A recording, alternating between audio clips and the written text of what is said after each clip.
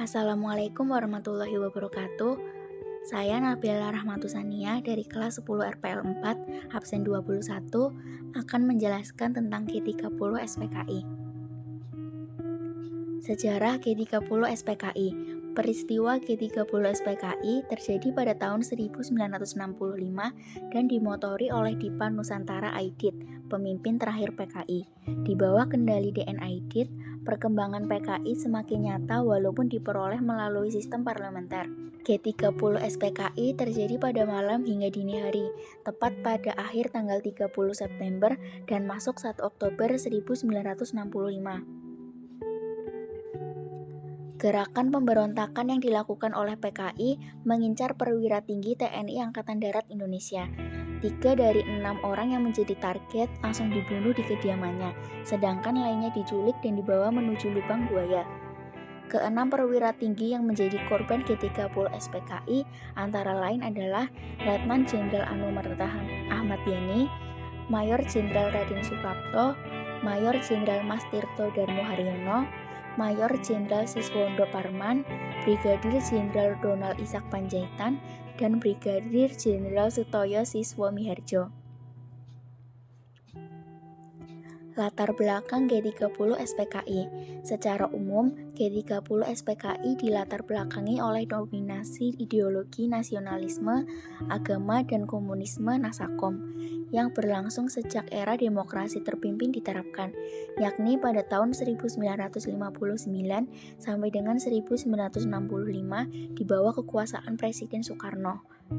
Beberapa hal lain yang menyebabkan mencuatkan gerakan yang menewaskan para jenderal ini adalah ketidakharmonisan hubungan anggota TNI dan juga PKI.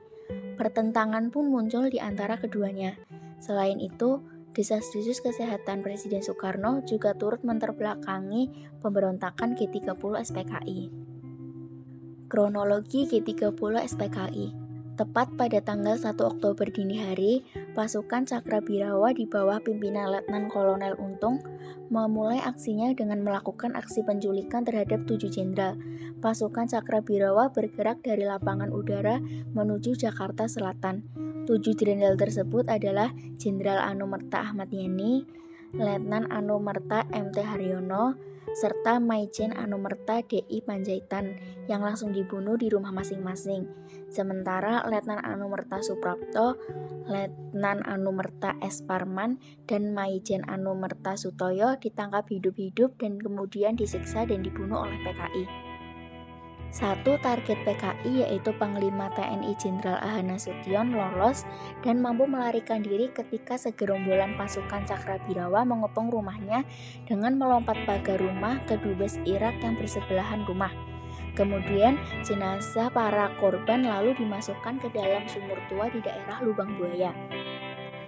Yang terakhir adalah tujuan G30 SPKI. Tujuan utama G30 SPKI adalah menggulingkan pemerintahan era Soekarno dan mengganti negara Indonesia menjadi negara komunis. Seperti yang diketahui, PKI disebut memiliki lebih dari 3 juta anggota dan membuatnya menjadi partai komunis terbesar ketiga di dunia setelah RRC dan Uni Soviet.